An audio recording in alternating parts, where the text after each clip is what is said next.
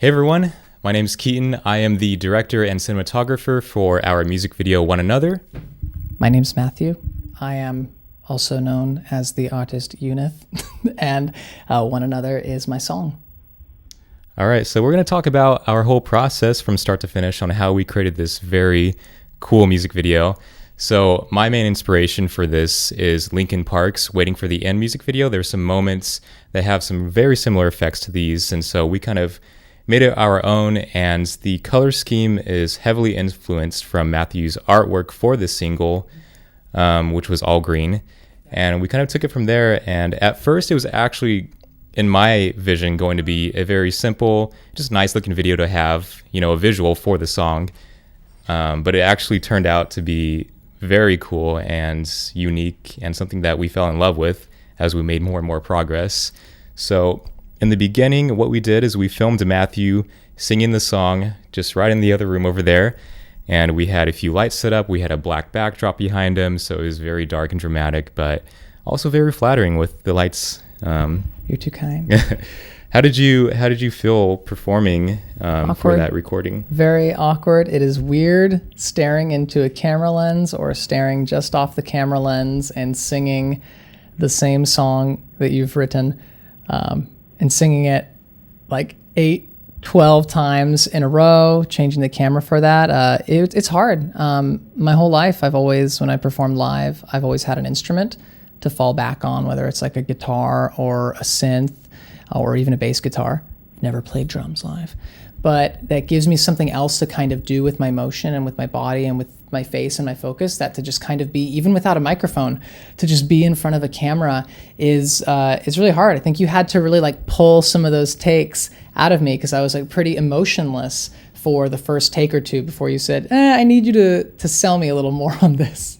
But we actually only did about 3 or 4 takes in the end. It wasn't very brutal, No. You're right. That wasn't the whole process was pretty quick in the grand scheme of things, and I had a lot of fun capturing all the hand shots. I thought that was one of my favorite moments to do, and even the shots in the video, I feel are the most beautiful out of everything we did here. Yeah, man. It's cool to like have a human face on there, but the hands are just like the best. The hands just like took the effect the best. They took like the particles the best. The hands are just like the most beautiful forms here. I almost would like, I could just watch a supercut of just the hands over and over. Like, nice.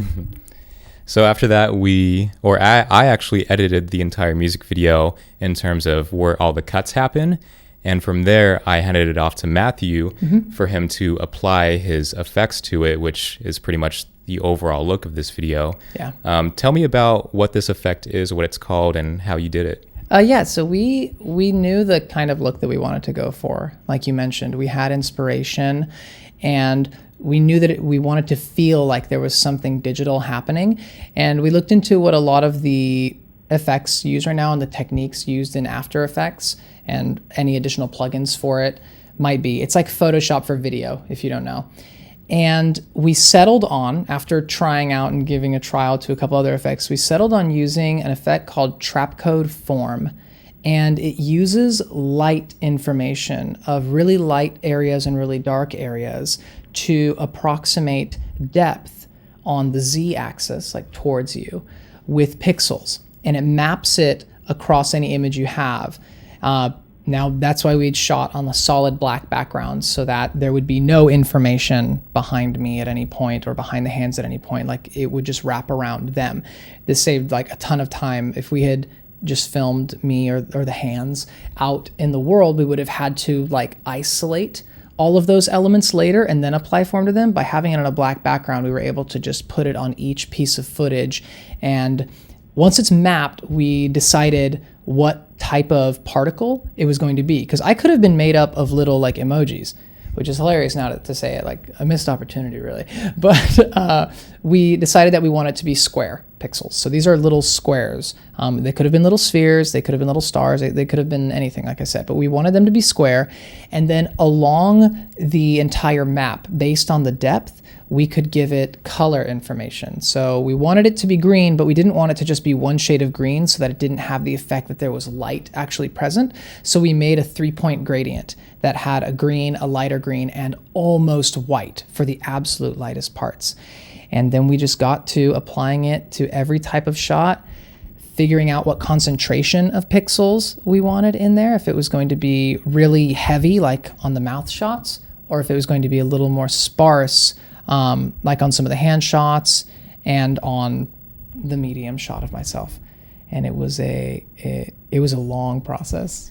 Yeah, I think we spent probably 6 to 7 nights editing this video together. Yes. A lot of experimenting and figuring out like exactly what look fits best for this video and like how dense the particles are or how spread apart they are. And with all that experimenting, there were a lot of issues at the same time. So oh yeah, man. So we had effects and parameters on the effect that we wanted to automate and change over time. So you saw parts that were pulsing as the beat is happening. We also wanted there to be kind of some distortion on the face, so it's not just map with particles, now sing along. This might as well be an Instagram filter. We wanted it to distort and move in different directions, and those are things that have to happen manually. Those are things that we were going in and making the little keyframes and saying bump it up to 80, now bring it back down to 31, now bump it up to 200, and let's go crazy. So in addition to that, there was just so much time waiting at first because we were trying to preview it every single time, and just previewing the changes that you've made for such a CPU heavy effect as these particles just takes a lot of time of hitting the space bar and then sitting around and waiting until we've got like a good 2, even 4 seconds. That's it. And then going, okay, cool, let's just see that. Okay, is that the look we want? No, tweak it a little bit. Hit spacebar again, and then wait. And then we discovered that in the settings of the project file, I could change from CPU processing to GPU processing. So using the graphics card as opposed to the processor in the computer, if you're nerdy. And that sped things up a lot. The only catch is that just by luck of the draw, the software team that makes the plugin for this effect, they told me, because I inquired, they told me that they were experiencing some technical issues with people having their project files crash and having issues switching in between CPU and GPU. So it was like rolling dice. We would like see the drop-down menu and be like, all right, let's switch it to GPU because it'll be a lot faster. Click, shut down, like, Argh! So then we open it up again and then click, and it worked. And like immediately save, Command S, immediately.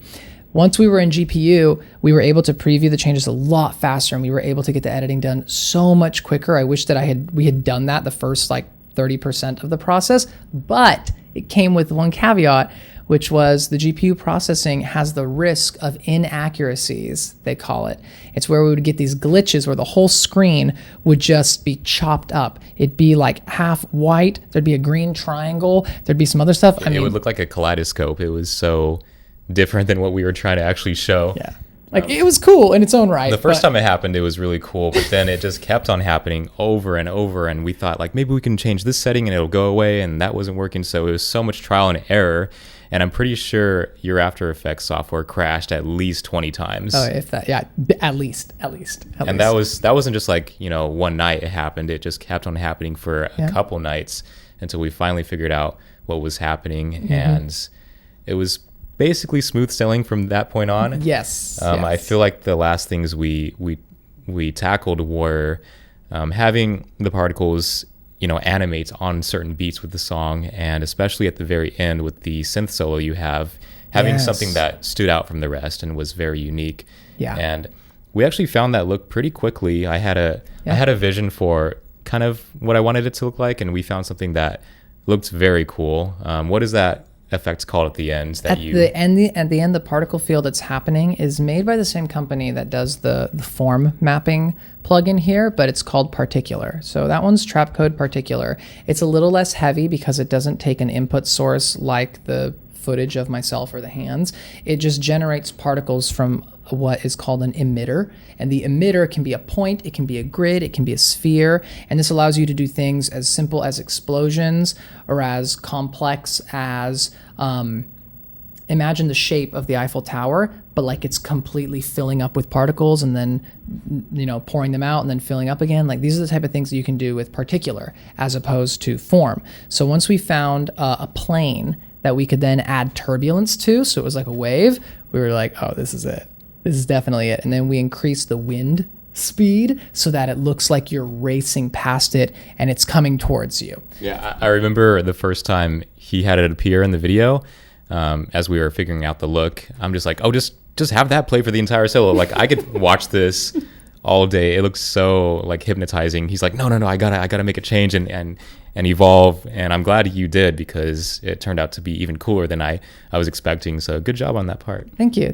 I was actually impressed that you were just like, this is just cool enough on its own. Like we could just watch this if you want for like the 30 seconds. But I was like, no, let's throw some extra footage that you had of me after one and of the at first takes. we were thinking, oh, maybe just the solo can be you dancing and nothing else, but it just felt kind of empty. Like all the sounds, inspired us to add even more elements to it, and I think it really worked out in the end. Yeah. So good job. Super good job. grateful. And good job to you, man. Thank Jesus. you. I was handed like a golden goose, and I just just had to squeeze it for an egg. That's all. Oh, and also this is a cassette tape that we hung from invisible thread, and Yes. it's kind of hard to tell, but it says "One Another," the title of the song, right there on the label. Zoom in on the official Yeah. video when you see it, and you'll be able to see it. It's definitely there. But that was also fun to film as we were finishing up the filming process. Catching the little green light on the side of it too. We were like changing the angle and moving the green light, like get the edge of it. And as soon as we got it, we're like, oh, this is good. When it turns digital, like it'll make a lot of sense now. Yeah, and then one last thing I wanted to talk about before we close this is having the TV in the music video wasn't our initial plan. It was kind of a happy accident in the end. The reason why the TV came into play in the first place is because our friend David Caploe from Hate Drug, shout out to you, let me borrow his analog distorter, which would make our already neat looking footage even more stylized and textured with some glitches and digital effects that we couldn't really do without it looking too forced. It looked very organic in that way. So we needed a TV like this for that to work. So I brought the TV over, and the plan was just to film the TV and, crop out everything else and just Get have real close into it. Yeah, have it zoomed in so we don't see the actual TV. But when we were setting up, it looked so interesting here on the table with the video playing, and just seeing it here in person. I'm sure you can kind of get a feel watching it right now of how unique this experience is, seeing it on an actual TV and catching those very subtle reflections that you might see in the glass. Yes, it's glass. We got a lot of reflections in there. And it also like squeezed the image in a way that we tried to fix at first, but we just stuck with it because it made it look even more unique. Yeah. So just a happy accident, and I'm glad it made it in the video because Oh no, I'm glad. And actually, you know what else made it in the video? You. Oh yeah. Keaton made it in the video in the reflection. Yeah, if you play the video the first few seconds when there's a hand pushing these buttons here, if you look in the top left corner, you can see my face, and there you got to zoom in really close. He's the viewer. He's you. Don't you get it? It's like meta art. I always got to make cameos in the music videos I create, so I'm glad I accidentally made it into this one. And then the last thing we did real quick, I'll just mention it. My camera didn't really pick up good audio of the buttons as I was pushing it, like none of that good magic. So we found some sound effects that sounded almost identical to that and just edited those sounds into the final music video. And I love the little touch you did with me raising the volume. You actually raised the volume of the song. So that kind of immerses you into this viewing experience even more. So we had a lot of good ideas for this whole process. And I like the fact that it wasn't all like planned out, flushed out completely in the beginning.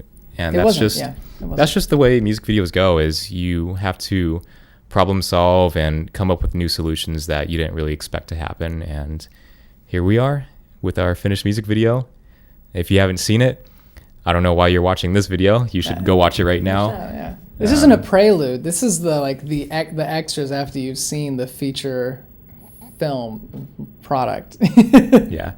This is Matthew's debut music video. I've done quite a few in my day, but we have a second music video coming out not too far from now. So be sure to subscribe to Matthew's channel, Eunith, and keep a lookout for that one because it is my personal favorite I've ever done. Oh, I'm so happy to hear that. I'm so happy to hear that. It is one of the it is a beautiful thing that you created. Like I know I'm taking focus away from this, but like, yes, I do want to let people know like that is coming and it is so wonderful. It's very different from this. It's a very different process. So many different forms of labor went into that one as opposed to like here, like the story of that one goes in different directions. The story of this one is basically, what did we say? Camera to your computer to my computer to an additional laptop computer that could render it without inaccuracies to the television into the camera into my computer and then rendered out. Then to your cell phone if that's how you're watching the music video. Or your iPad if you're, yeah. if you're doing that. I recommend watching it on a TV because we filmed it in 4K. Get all those fine details for your viewing pleasure. Just get the pixels, man. Sit in front of it too, like your parents told you not to when you were a kid. Like get real close to it and watch it. Be careful out there. All right. Thank you, Matthew. This was a great experience. I love this music video even more than I was expecting. Which is no surprise. We always make good stuff together. So, thanks for watching, and we'll see you in the next video.